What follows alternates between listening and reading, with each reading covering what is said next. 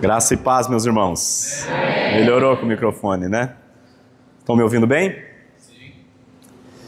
Vamos abrir a palavra de Deus na carta de Paulo aos Efésios, capítulo 5. Efésios, capítulo 5, a porção sobre a qual nós vamos meditar nessa noite, vai dos versos 22 ao 33. Mas antes, a título de introdução, eu acho importante a gente relembrar uma verdade muito importante. Nessa própria carta, um pouco antes, não precisa ir lá, mas os irmãos certamente conhecem o texto, no capítulo 2, versos 8 a 10, lá fica muito claro que a salvação é exclusivamente pela graça de Deus. Não há mérito algum, não há obra alguma da nossa parte para a salvação. Paulo diz que pela graça sois salvos, mediante a fé. Isso não vem de vós, para que ninguém se glorie. Não de obras, para que ninguém se glorie. É um dom de Deus. A salvação é um dom de Deus. Porém, nesse mesmo capítulo 2, no versículo 10, ele vai dizer que a salvação de Deus, ela necessariamente produz boas obras. Pois somos feitura sua, criados em Cristo Jesus para as boas obras, as quais Deus de antemão preparou para que andássemos nelas. Então, em suma, a salvação não é pelas obras, é pela graça. Mas quando a graça de Deus alcança um pecador e o regenera, esse necessariamente vai viver diferente. É o que a gente chama da vida nova. Pois o próprio Cristo agora passa a habitar em nós. E em todas as epístolas de Paulo, e nessa de Efésios também, ele vai apresentar sempre a salvação pela graça, doutrina, e ele finaliza com vida prática. Porque cristianismo é isso. O que é religião? Religião é quando o homem tenta, por seu próprio esforço, conquistar a salvação. Isso é um trabalho inútil, nunca, jamais alguém será capaz de merecer a salvação ou conquistá-la. Mas o Evangelho, muito diferente da religião, Deus vem, pega um miserável pecador, transforma este pecador, colocando o próprio Cristo dentro dele, e esse agora passa a viver de acordo com a palavra do Senhor. E nessa carta de Efésios, é uma carta que essa divisão ela fica muito clara. São 6 capítulos. Os 3 primeiros, Paulo fala da salvação pela graça, a graça de Deus alcançando o pecador. E dos capítulos 4 a 6, a segunda metade, ele fala das consequências dessa salvação, a vida nova em Cristo Jesus, como que se vive da maneira correta. E nessa porção que nós temos agora diante de nós, Efésios 5, do 22 ao 33, o que Paulo vai trazer aqui para nós é como uma pessoa, um casal regenerado deve viver. É muito importante, irmãos, a gente ter essa definição de evangelho clara entre nós. Por quê? Porque a porção das Escrituras que nós vamos ler agora, essa qualidade de vida aqui, ela só é possível àquele que nasceu de novo. É absolutamente impossível, irmãos, viver a vida cristã sem antes você passar por um negócio chamado novo nascimento. É necessária a operação da cruz, como o irmão citou aqui no início, na oração, se eu não estou enganado. É necessário a operação da cruz para que vivamos o casamento e seja qualquer área da nossa vida da maneira que Deus prescreveu. Ok? Isso é muito importante a gente firmar. E agora, entendendo isso, nós podemos ler Efésios 5, de 22 a 33, que trata aqui do casamento cristão. Relacionamento marido e mulher no lar cristão. A palavra de Deus diz assim: as mulheres sejam submissas ao seu próprio marido como ao Senhor. Porque o marido é o cabeça da mulher, como também Cristo é o cabeça da igreja, sendo este mesmo o Salvador do corpo. Como, porém, a igreja está sujeita a Cristo, assim também as mulheres sejam em tudo submissas ao seu marido. Maridos, amai vossa mulher, como também Cristo amou a igreja e a si mesmo se entregou por ela, para que a santificasse, tendo-a purificado por meio da lavagem de água pela palavra, para a apresentar a si mesmo, igreja gloriosa, sem mácula, nem ruga, nem coisa semelhante, porém santa e sem defeito.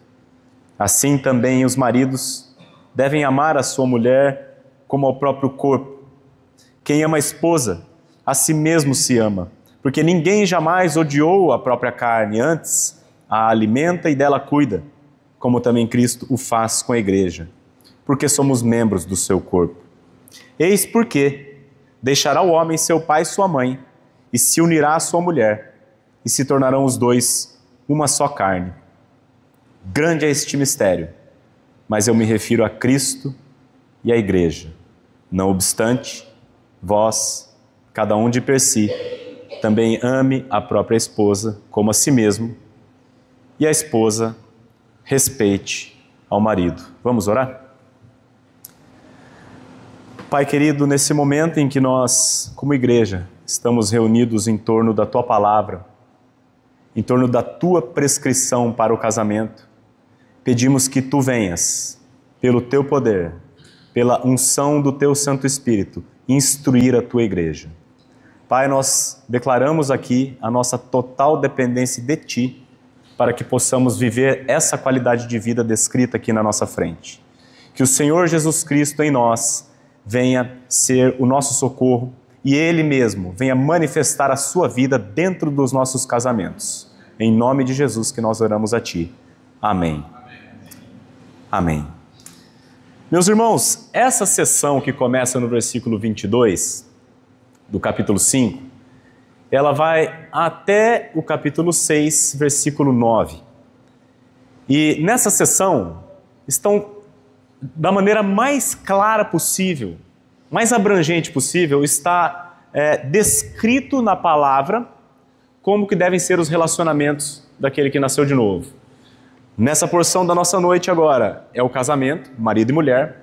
Amanhã pela manhã nós seguiremos nesse texto, entrando no capítulo 6, onde nós vamos ver a relação de pais e filhos. Afinal, nós estamos aqui numa conferência da família. Quando o pastor Cláudio me chamou para trazer essa palavra, o primeiro texto que me vem à mente para tratar sobre família é Efésios, capítulo 5 até o capítulo 6. E com a graça de Deus nós vamos caminhar nesse texto aqui. Entretanto, um pouquinho antes desse texto, versículo 22, a gente tem o contexto em que Paulo fala isso. E aí eu convido os irmãos a dar uma olhada, retroceda comigo até o versículo 18.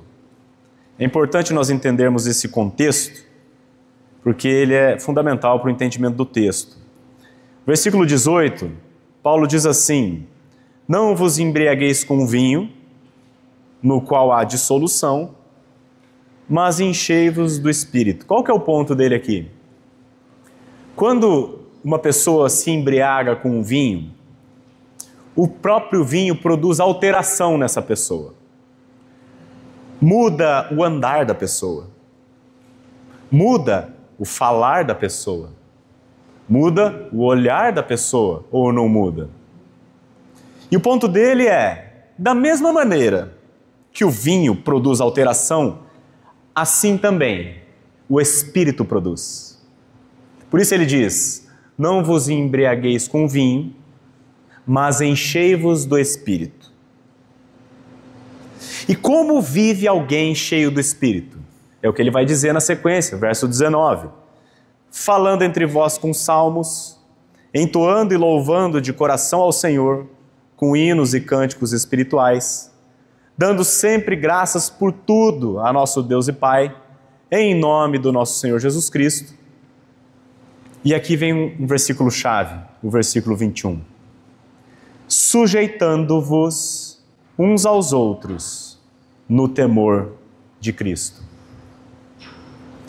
Sujeitando-vos uns aos outros no temor de Cristo. Esse versículo 21 é uma espécie de uma dobradiça. E ele abre para a próxima sessão. Esse versículo é a chave da vida cristã. A mútua sujeição, irmãos. Um se sujeitar ao outro é o estilo de vida da nova criatura. Quando Deus criou o homem, Ele tinha um propósito de que o homem fosse dependente. Dependente. Em primeiro lugar, dependente de Deus. E em segundo lugar, interdependente uns dos outros. Esse é o projeto de Deus na criação. Mas com a entrada do pecado no mundo, o homem se tornou independente. Ele se tornou egocentrado. Ele não quer mais depender de ninguém, mas ele quer antes dominar. Ele quer ser servido. É isso que o pecado fez conosco. Nos tornou seres independentes, autônomos, autocratas, autolegisladores, que buscam a autossatisfação, a autoestima, a palavra que está tão na moda hoje, né? E em que consiste a salvação? Consiste em Deus pegar este homem egocêntrico, egoísta, que quer ser servido, e matá-lo na cruz. É isso que ele fez lá naquela cruz. Jesus Cristo, um pouco antes de ir para a cruz, ele diz: eu, quando for levantado da terra, e vocês sabem que ele foi levantado da terra numa cruz, eu atrairei todos a mim mesmo. Isso ele dizia, significando de que gênero de morte ele haveria de morrer. Quando ele foi levantado naquela cruz, meus irmãos, a Bíblia diz que todos nós, os que cremos, toda a igreja com I maiúsculo, nós estávamos nele. E quando Deus descarrega sua ira sobre o Filho, o nosso velho homem egocêntrico, que quer mandar, o rei, este morreu.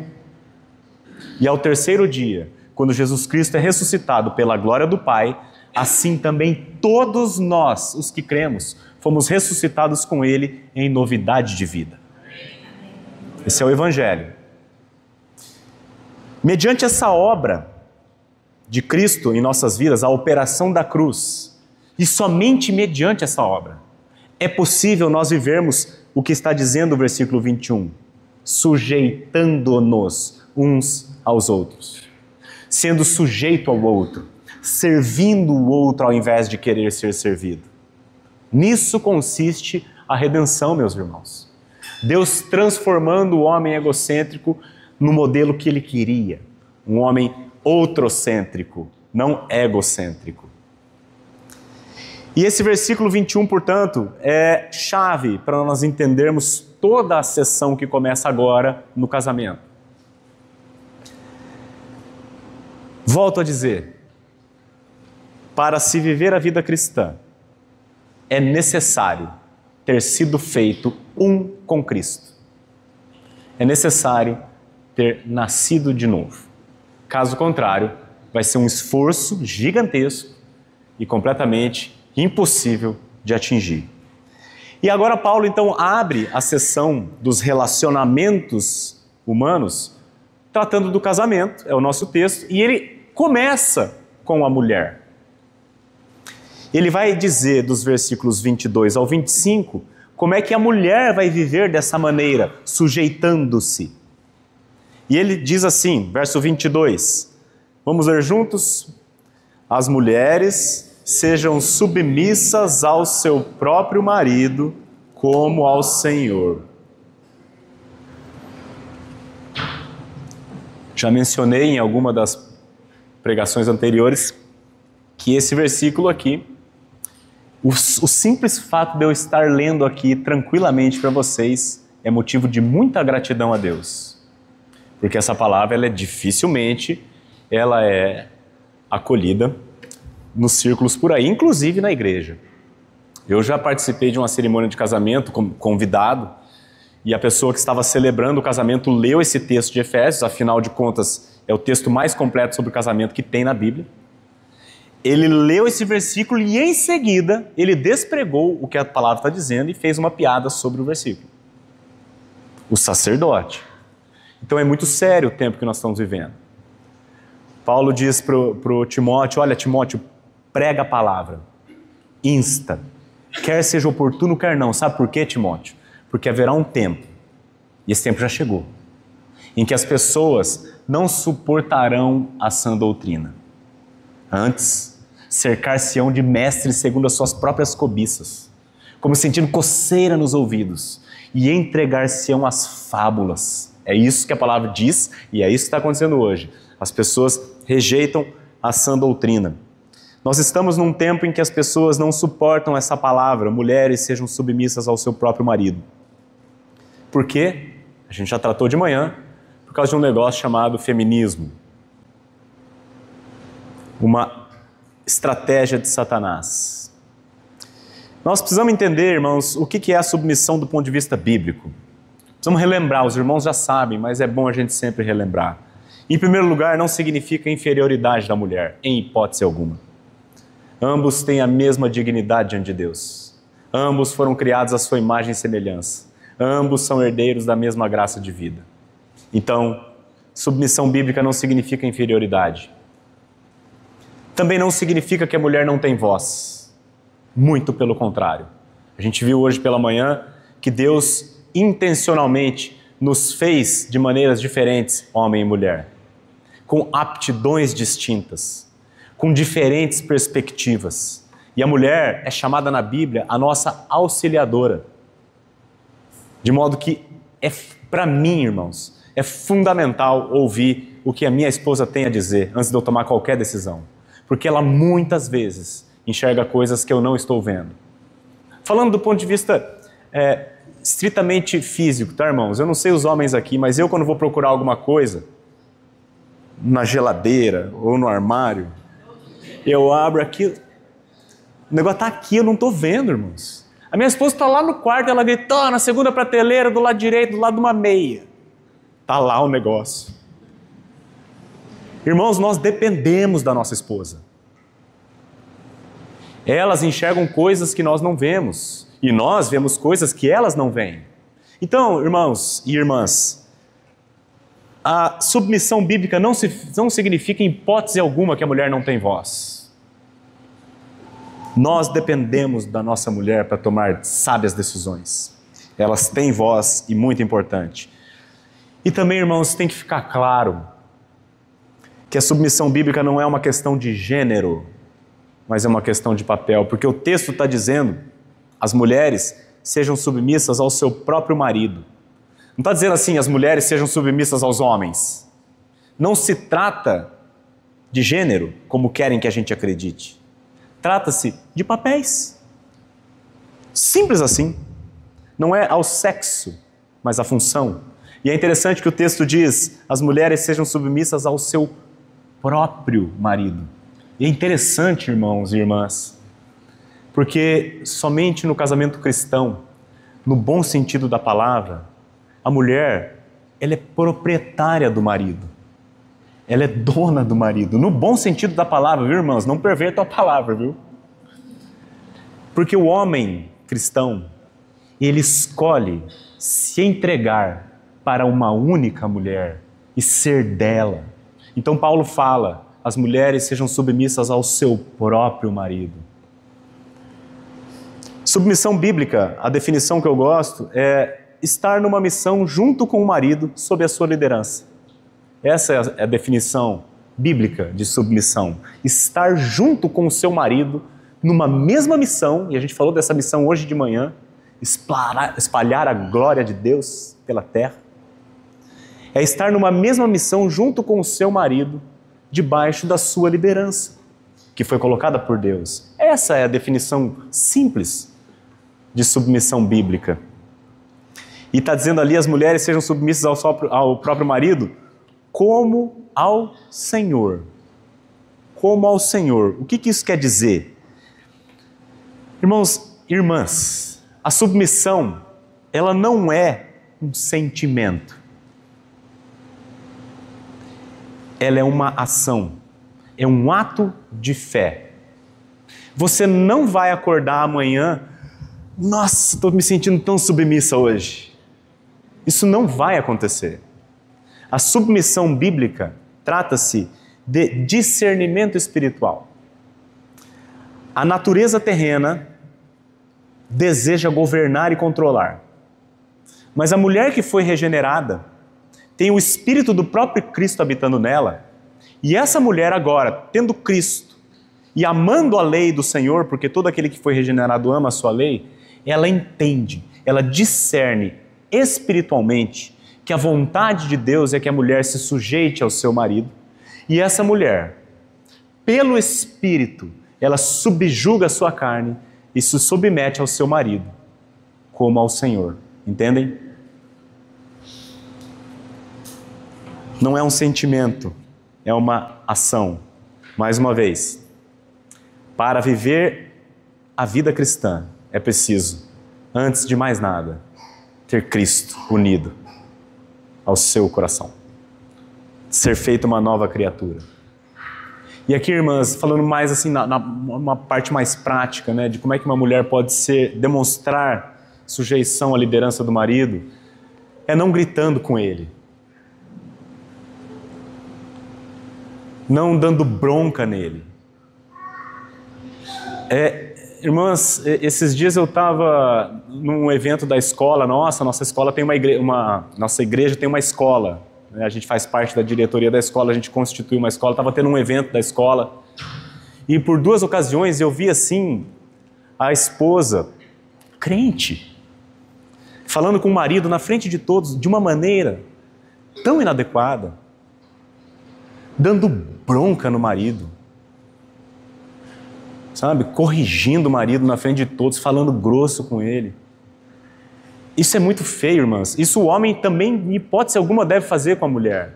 Mas eu raramente vejo, na atual geração, homens dando bronca na mulher. O que eu vejo é o contrário, bastante acontecer. Fala amém aí, irmãos. Os homens aí. E assim, irmãos, é sério, a gente brinca, mas não é o procedimento de uma mulher bíblica. Você não vai ver nas Escrituras nenhuma mulher louvável gritando com seu marido, ou dando bronca nele, ou corrigindo-o publicamente. Não significa que vocês não têm voz. Tem a maneira correta de falar, tem o horário adequado, e vocês devem falar. Quando nós erramos, nós precisamos que vocês venham e nos alertem. Olha, aqui você perdeu a mão. A minha esposa, com a graça de Deus, ela tem a manha de fazer isso. Olha, eu preciso falar para você um negócio que aqui você perdeu a mão. Né? Aqui eu acho que você errou. Dói ali no começo, a gente fica ali relutando, mas depois a gente digere. Agora, dar bronca no marido na frente de todo mundo, irmãs, não façam isso. Se você tem esse hábito, peça ao Senhor para mudar. Né? Ou se todas as decisões da casa, todas, é a mulher que toma, isso também não está certo. Né? Uma coisa que nós homens erramos, lembra que eu falei pela manhã que o feminismo é uma mentalidade que não pega só as mulheres, mas pega toda uma cosmovisão. Quer ver um sintoma de que o feminismo faz parte da nossa vida? Quando seu filho chega para você e fala assim, papai, posso fazer tal coisa? Aí você fala assim, vai ver com a sua mãe. Já ouviu? Pergunta lá para sua mãe. Né? Isso, irmãos, denota claramente quem que toma as decisões. Então, estou apenas traduzindo aqui algumas coisas minúcias, nuances do dia a dia, que a gente acaba passando batido, e não está certo. Então, as mulheres, se você tem o hábito de tomar todas as decisões, comece a passar essa autoridade para o marido. Porque biblicamente é assim que Deus desenhou, tá bom? E por que motivo a mulher deve se sujeitar? Versículo 23. Porque o marido é o cabeça da mulher, como também Cristo é o cabeça da igreja, sendo este mesmo o salvador do corpo. O marido é o cabeça da mulher. A Bíblia está dizendo. E quando a gente fala dessa expressão cabeça, nos remete a 2 aspectos. O primeiro, evidentemente, fala de autoridade. Autoridade. E não há autoridade que não proceda de Deus, Romanos 13 diz. Não há autoridade que não proceda de Deus, e as autoridades que existem foram por Ele instituídas. Deus instituiu a autoridade, e a autoridade, irmãos, é uma bênção. Estruturas de autoridade são muito bem-vindas. Olha para toda a nossa sociedade, toda ela está permeada de estruturas de autoridade. Por exemplo, se você trabalha numa empresa, na empresa tem uma estrutura de autoridade muito clara. Tem o presidente, tem os VPs, tem os gerentes, tem os supervisores, tem os técnicos e por aí vai, até os estagiários. Não é assim? E não é muito bom? É até por isso que uma empresa se chama organização, porque está organizada hierarquicamente. Não é assim também, por exemplo, nas Forças Armadas? Tem o coronel, o general, eu não sei a ordem das patentes aí, mas tem o sargento, o capitão, até chegar lá no aspira, não tem? É ótimo. Não é assim na administração pública? Governo federal, governo estadual, governo municipal, legislativo, STF, infelizmente, né? Mas tem STF, o STJ, as instâncias menores. É assim em toda a sociedade, irmãos. Estruturas de autoridade foram instituídas por Deus e elas são excelentes porque elas organizam a vida. Agora eu pergunto para você, se em todas as esferas da sociedade estruturas de autoridade são bem-vindas, por que na família haveria de ser diferente? Deus simplesmente colocou dentro da família, a célula máter da sociedade, uma estrutura clara de autoridade. O marido é o cabeça, a mulher é sua auxiliadora idônea e os filhos lhes obedecem. Esse é o modelo que Deus desenhou. Agora, eu quero dizer uma coisa para vocês, irmãos. Satanás, ele crê no princípio bíblico, mais do que nós. Ele, quando lê isso aqui, ele entende o que Deus quer aqui. E ele crê nisso aqui mais do que nós. E ele entendendo que a estrutura de autoridade é uma bênção que organiza, o que ele vai fazer? Ele mexe bem ali. É aqui que ele foca, irmãos. E o bicho é diligente. Ele tem conseguido. Se Deus desenhou o homem, a mulher e as crianças, o que ele faz? Inverte. E não é exatamente assim que acontece hoje, irmãos. Quem que manda na casa? Em primeiro lugar, os filhos. Depois a mulher. E por último, o papai pig. O papai pig. E pela cultura, o Papai Pig, Peppa Pig, o desenho Peppa Pig, parece bobinho, parece inocente, bobinho somos nós. A Peppa, a menininha, manda no papai. É ou não é? Papai bobinho. Bobão. E a gente vai assistindo isso, esse é apenas um, mas irmãos, em toda a cultura, você vai ser ensinado a pensar assim. E quando viu, você foi cultivado. A palavra cultura vem de cultivar, de cultivo. A cultura vai nos cultivando. E a hora que a gente viu, a gente já está com um pensamento formatado. E é isso que Satanás tem conseguido com muito êxito. Mexer na estrutura que Deus desenhou. E ele tem conseguido. Ele está invertendo tudo. Mas, além da autoridade, a gente fala, cabeça é autoridade, mas irmãos e irmãs, mais importante do que a autoridade, a expressão cabeça significa, sabe o quê? Responsabilidade. Quer ver? Adão recebeu autoridade, não é? É o cabeça, é o homem. Agora eu pergunto para você, quem que pegou do fruto e comeu primeiro? A mulher. Mas Deus não chegou na mulher. Deus foi aonde? No Adão. E disse, maldita é a terra por tua causa. Ele até tentou se esquivar. Foi a mulher que você me deu. Mas Deus não é um déspota, irmãos. Todas as vezes que Ele confere autoridade a alguém, seja ele quem for, junto com a autoridade, Deus coloca um negócio chamado responsabilidade. Então, se Deus colocou a autoridade sobre nós, homens, saibam, homens, nós somos os responsáveis diante de Deus por toda a nossa casa. Naquele dia, não é a nossa mulher mandona que Ele vai cobrar. Ele vai cobrar de nós. Então, aos homens aqui, eu queria dizer que ser o cabeça diz respeito muito mais à responsabilidade do que a domínio ou poder. Isso não é autoridade bíblica. Ok? Mulheres, a submissão bíblica, ela visa protegê-las. O Senhor, quando coloca autoridade sobre o homem, também coloca a responsabilidade a fim de preservá-las. A submissão bíblica é um lugar de bênção, ao contrário do que querem que a gente pense. E o verso 24 diz assim: como, porém, a igreja está sujeita a Cristo, assim também as mulheres sejam em tudo submissas ao seu marido. Como que a igreja está sujeita a Cristo? Na marra?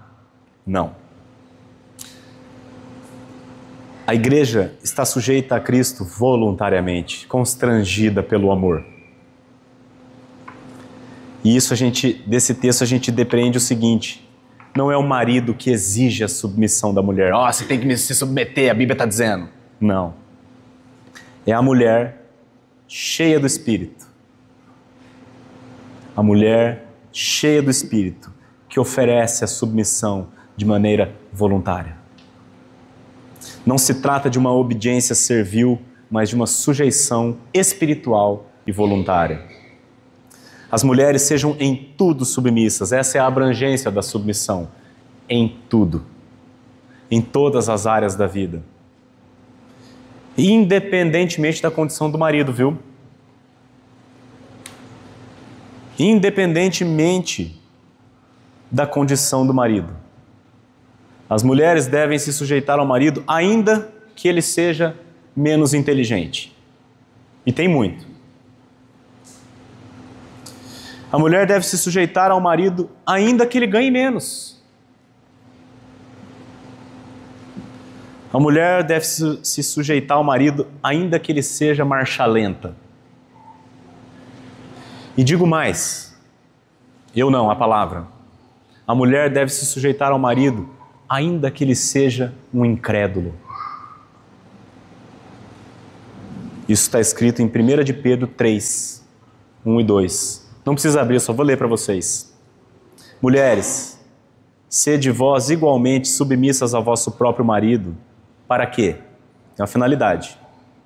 Para que, se ele ainda não obedece à palavra, ou seja, ele é ímpio, ele seja ganho, sem palavra alguma, por meio do procedimento de sua esposa, ao observar o vosso honesto comportamento cheio de temor. 1 de Pedro 3, 1 e 2. Há uma única exceção onde você, mulher, não precisa e não deve se submeter ao seu marido. Quando ele lhe pedir que você faça algo que transgrida a lei do Senhor. Antes, importa obedecer a Deus do que aos homens. Essa é a única exceção. O único momento em que você está autorizada e obrigada a desobedecê-lo. É quando, por uma determinação dele, você precise pecar. Nisso você está autorizada a ser insubmissa.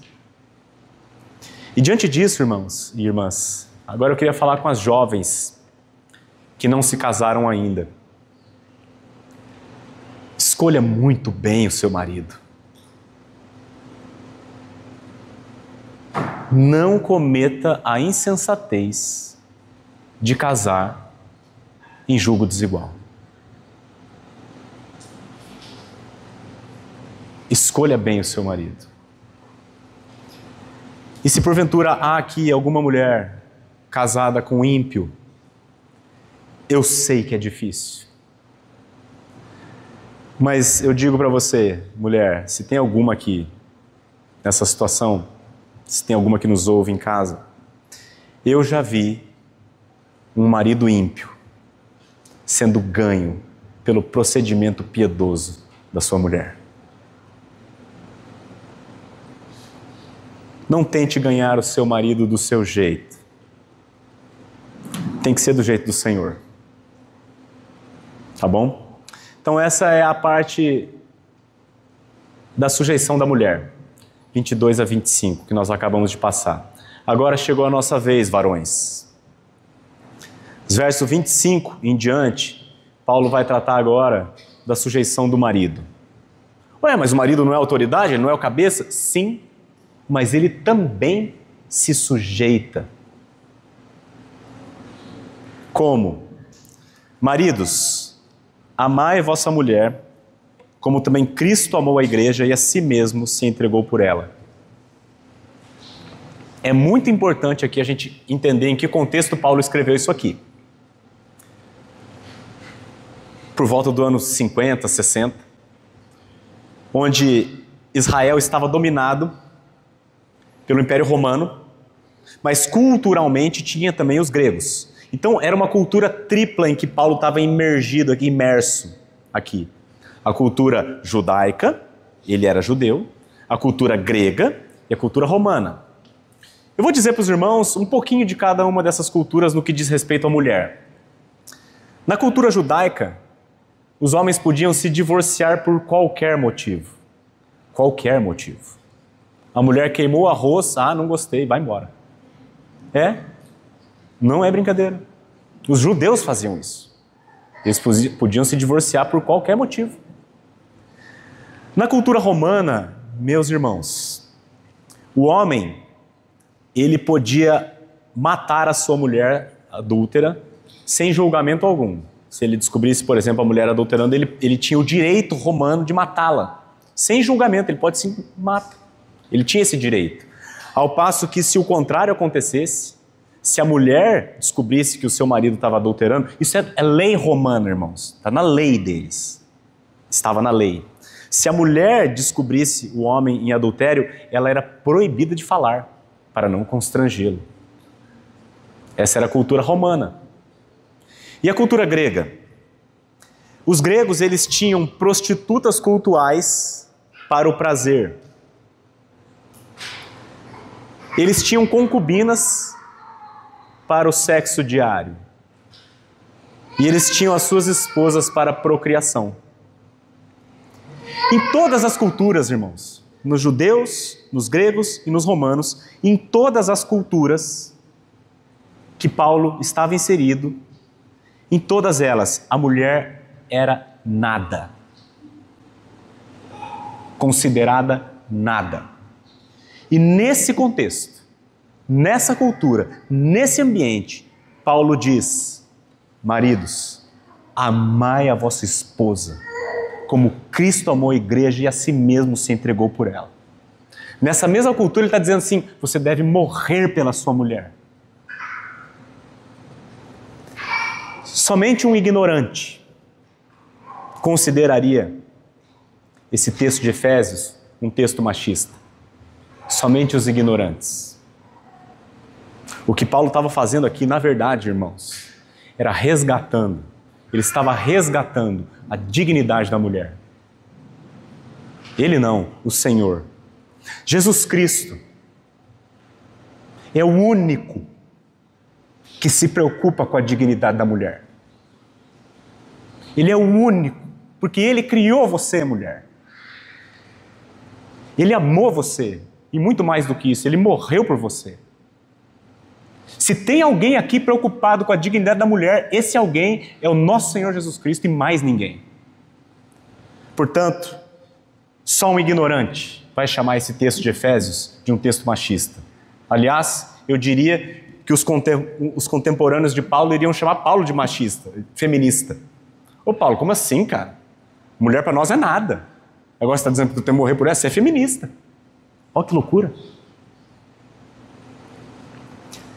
Maridos, amai vossa mulher. Esse é o modo pelo qual nós, homens, nos sujeitamos à nossa mulher, à nossa esposa. Mas aí é fácil demais. Vai dizer assim, eu tenho que me submeter. Você é só amar? Não, irmãos, não é fácil. Sabe por quê? Porque é o amor ágape. Aqui é o ágape. Não é epitomia, não é filéu. O pastor Cláudio falou agora há pouco. É o amor ágape. É o amor divino. É um amor sacrificial. É um amor proposital, um amor unilateral. Da mesma maneira que a submissão não é um sentimento, me sinto submissa hoje, o amor ágape também não é. O amor ágape é uma ação, é uma atitude. É como Cristo amou a igreja e a si mesmo se entregou por ela. Um amor sacrificial. Tá tranquilo, qual a chance de eu ter que morrer pela minha esposa, morrer numa cruz pela minha esposa? Não é disso que ele está falando. Não está falando de você pular na frente da bala. Significa, irmãos, morrer para si mesmo. Morrer para os próprios interesses. Morrer para os seus próprios desejos. Muitas vezes, morrer para a sua carreira, se ela está prejudicando. Morrer para o seu dinheiro. Morrer para o seu tempo. Morrer para as suas vontades.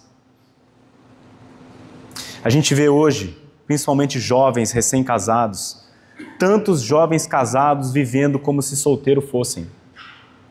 É happy hour,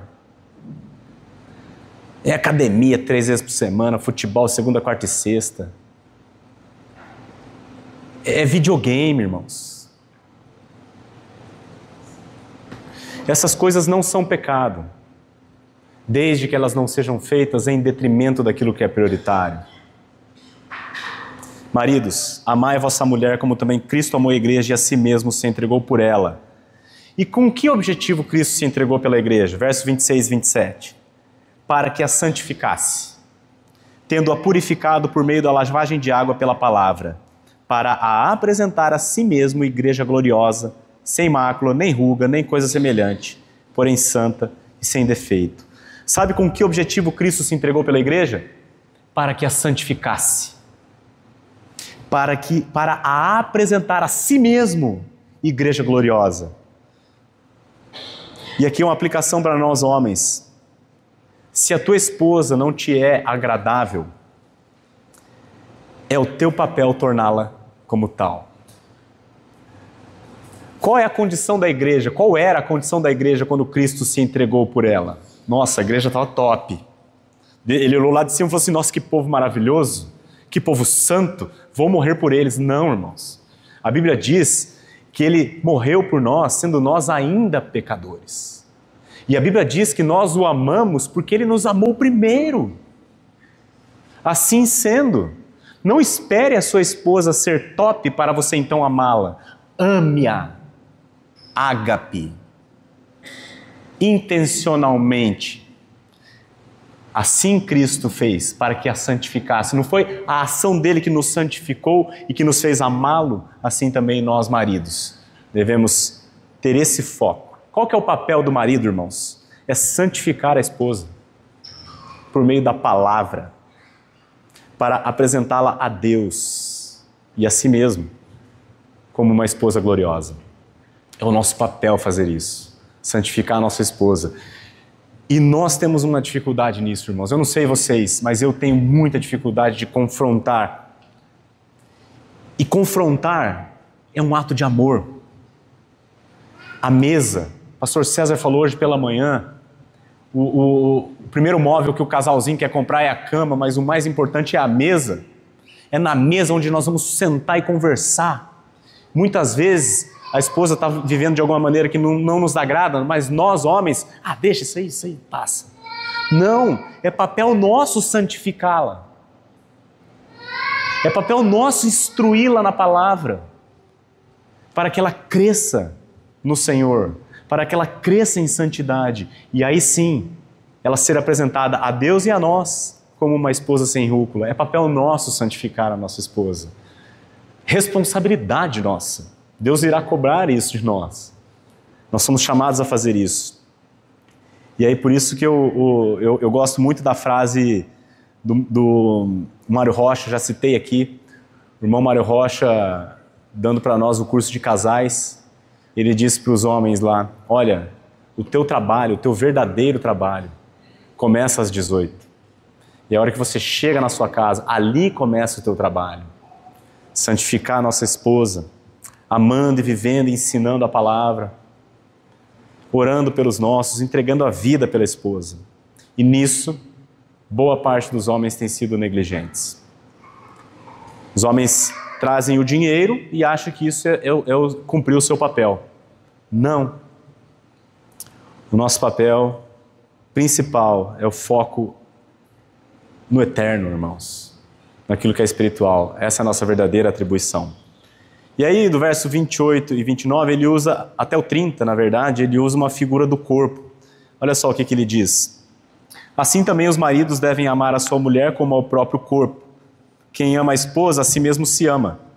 Porque ninguém jamais odiou a própria carne, antes a alimenta e dela cuida, como também Cristo faz com a igreja, porque somos membros do seu corpo. Essa figura do corpo é muito interessante, muito fácil da gente assimilar. Primeira coisa, o que eu faço para o meu corpo redunda em benefício para mim mesmo. Não é assim? O meu corpo sou eu. Ou seja, quando eu me sacrifico pela minha esposa, o maior beneficiário sou eu, irmãos. Você lembra que quando Adão estava sozinho, Deus tirou uma costela do Adão? Vocês lembram? Adão perdeu uma parte de si, mas o que ele teve em troca? Uma mulher. A Eva. E nós somos chamados, irmãos, a morrer para nós mesmos em benefício da nossa esposa. Quem ama a esposa, a si mesmo se ama. E quando a gente pega essa figura do corpo ainda, tem uma outra aplicação aqui para a gente fazer. O corpo, falando do corpo físico, o nosso corpo, ele proporciona prazer para nós. Não proporciona? Por exemplo, quem não gosta de um churrasco aqui? Né? A gente aprecia um churrasco pelo nosso corpo, pelo nosso paladar. Agora, se o corpo gosta de churrasco, ótimo. Mas tem outras coisas que eu não gosto de fazer, mas que o corpo precisa, não é? Atividade física, por exemplo. Então, se eu ficar focado somente no prazer que o corpo pode me dar, se eu comer churrasco todo dia e eu não fizer atividade física, só foco no meu prazer, eu vou ter um problema lá na frente. É ou não é? Da mesma maneira, irmãos amados, aqui falando com os homens, a nossa esposa, ela é sim fonte de prazer. Mas se você enxergar a sua esposa apenas como fonte de prazer, você vai ter problema. Nós vamos ter problema. A nossa esposa precisa de cuidado, assim como o nosso corpo precisa de cuidado. Nós precisamos entender que as mulheres, elas têm necessidades diferentes. A mulher tem necessidades emocionais diferentes da nossa, afetivas diferentes da nossa. A mulher tem necessidade de falar mais. Ela tem necessidade de ser ouvida, irmãos, muito mais do que nós. E nós precisamos entender isso, para atender essas necessidades dela. E aí no 31, Paulo diz assim: eis porque deixará o homem o seu pai e sua mãe, e se unirá à sua mulher, e se tornarão os dois uma só carne. Deixar, unir, se tornar. Pastor César mencionou uma fala de um pastor que celebra casamentos e que ajudou muitas pessoas. Quando nós nos casamos, o pastor Glênio, que celebrou o nosso casamento, na época ele conversou conosco um princípio muito importante. O mesmo princípio que foi importante, né? Não se põe o sol sobre a vossa ira. Tem um outro princípio que está nesse versículo aqui, irmãos. O homem deixa seu pai e sua mãe, se une à sua mulher, e os dois formam uma coisa nova. O que o pastor me ensinou, e eu repasso para os irmãos, você, ao se casar, você formou uma nova família, uma nova casa. Você deixa a casa dos seus pais, geograficamente, financeiramente e emocionalmente. Quando os problemas surgirem, e eles vão surgir, você vai resolver na sua casa nova, não na sua casa velha. Ok? Esse princípio é muito importante. A gente vê muitos casamentos acabando, porque quando surge o primeiro problema, corre para a casa do papai.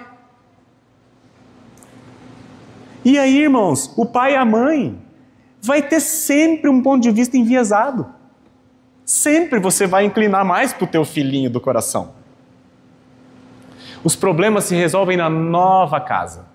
O homem deixa pai e mãe, se une à sua mulher e formam os dois uma coisa nova, uma nova casa, uma só carne.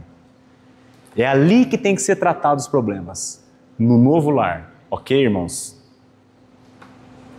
E aqui esse versículo 31, ele é muito interessante, porque ele é uma citação, copiou e colou. De onde? De onde ele copiou isso aqui? Da onde Paulo tirou esse versículo 31 aqui? De Gênesis. De Gênesis 2, 24. É copia e cola. Isso é muito importante, irmãos. Ele está falando do casamento, aqui em Efésios. Ele volta lá para a criação. Ele traz para cá Adão e Eva. Por quê? Porque o casamento entre um homem e uma mulher é uma figura da união mais sublime que existe na face da terra, que é a união de Cristo com a igreja. O casamento entre Adão e Eva, embora tenha sido um fato histórico real, ele era mais do que isso. Ele era uma parábola do Evangelho. Veja se não é. Adão, quando ainda não tinha pecado, ele estava só, então ele foi colocado num sono profundo. Vocês lembram da história? E Deus tira uma costela de Adão, da sua costela ele faz a Eva, ele acorda o Adão, entrega a Eva para ele, e o Adão, grande alegria. Não é essa a história de Gênesis, Adão e Eva? Agora, qual é a história do Evangelho? Jesus Cristo, também chamado na Bíblia de o último Adão, sem pecado, foi colocado também, não no sono profundo, mas na própria morte. E vocês vão se lembrar que quando ele estava na cruz, ele foi ferido aonde? Na sua costela. E dessa obra na cruz, Deus fez a noiva de Cristo, que é a igreja. Depois de 3 dias, ele desperta o filho e entrega a sua noiva para a alegria eterna. O casamento, irmãos, nós precisamos entender isso. O casamento, Deus escolheu o casamento, não só o de Adão e Eva, mas o nosso, para tipificar aquilo que há de mais glorioso na face da terra, que é a união de Cristo com a igreja.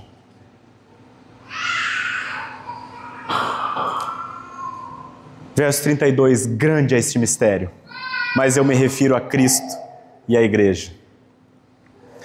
Grande é o mistério do Evangelho, meus irmãos.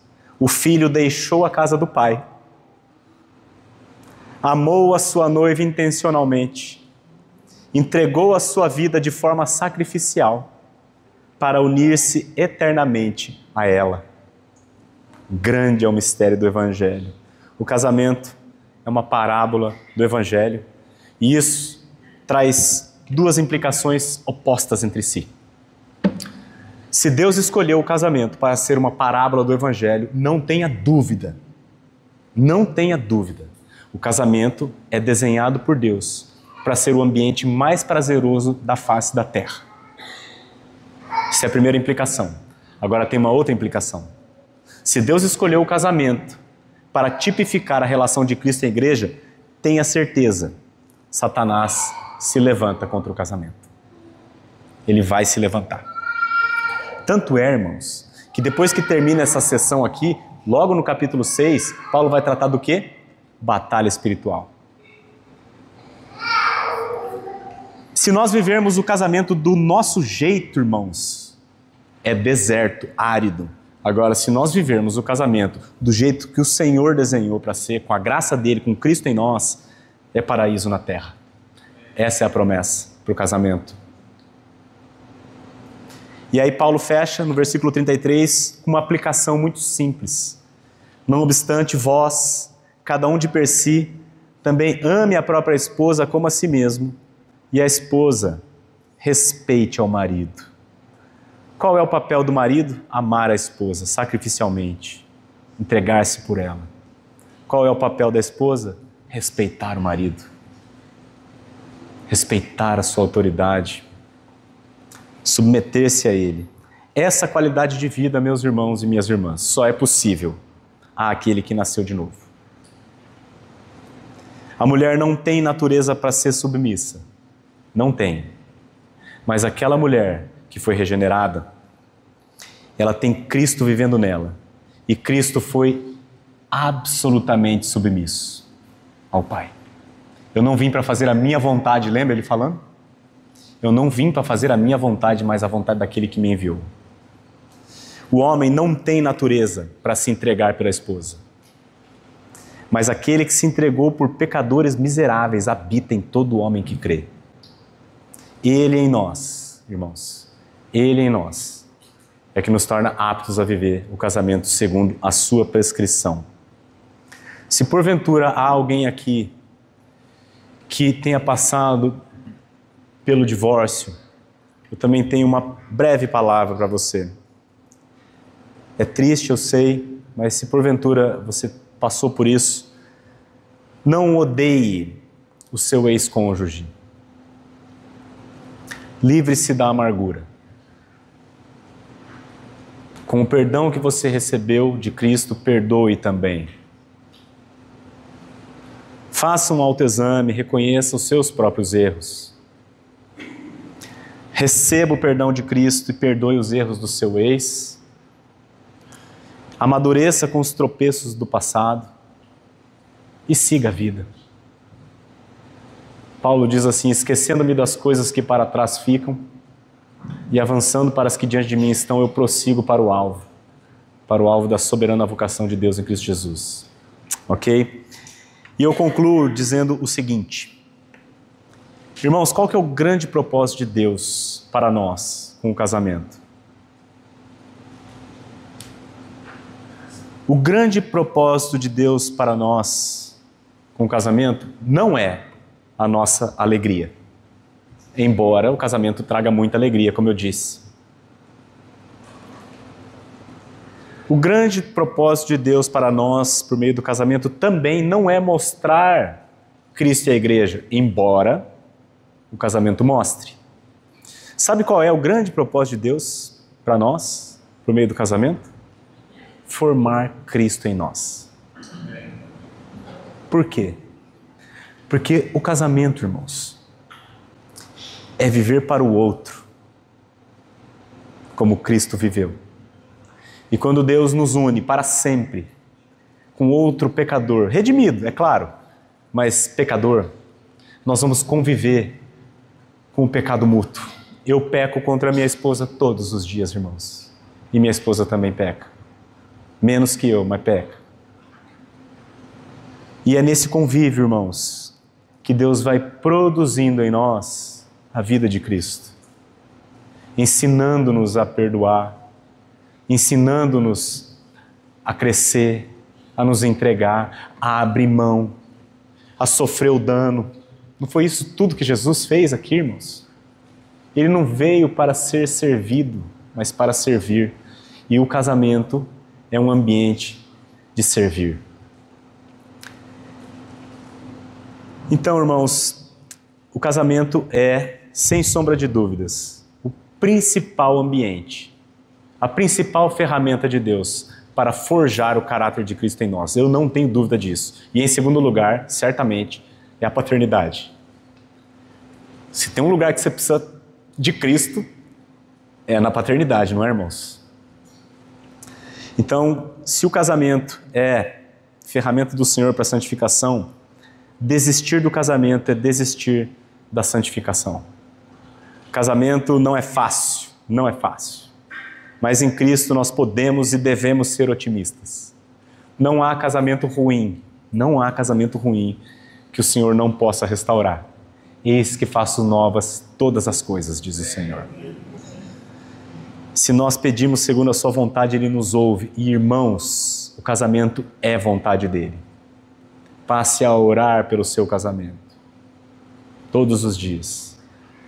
A Bíblia diz que se nós pedirmos segundo a sua vontade, Ele nos ouve. E a Bíblia não pode mentir. Vamos orar? Pai, muito obrigado, Senhor, pelo privilégio que nós temos de nos achegar diante do Senhor, pela Tua Palavra, ser instruídos por ela. Obrigado, Pai, porque o Senhor nos proporcionou o privilégio, todos aqui os casados, de desfrutar do casamento, esse ambiente que o Senhor desenhou para que seja magnífico, maravilhoso. Nós pedimos, Pai, que a vida de Cristo se manifeste em nós, em cada uma das mulheres aqui, aquele que foi submisso, completamente submisso à Tua vontade, Pai, que ele cresça nas mulheres de modo que elas espiritualmente sejam submissas aos seus maridos como ao Senhor. E nós, os maridos, Pai, nós precisamos da vida de Cristo em nós. O nosso velho homem, a nossa natureza terrena, ou melhor dizendo, ela precisa ser mortificada e somente a pessoa de Cristo em nós nos habilita, Pai, a morrermos para nós mesmos, para vivermos para os nossos. E nós clamamos ao Senhor que Cristo venha abençoar cada uma das famílias aqui, cada um dos casamentos aqui, Pai, seja uma verdadeira pregação viva do Teu Evangelho aqui na terra. É o que nós te pedimos em nome de Jesus. Amém. Amém.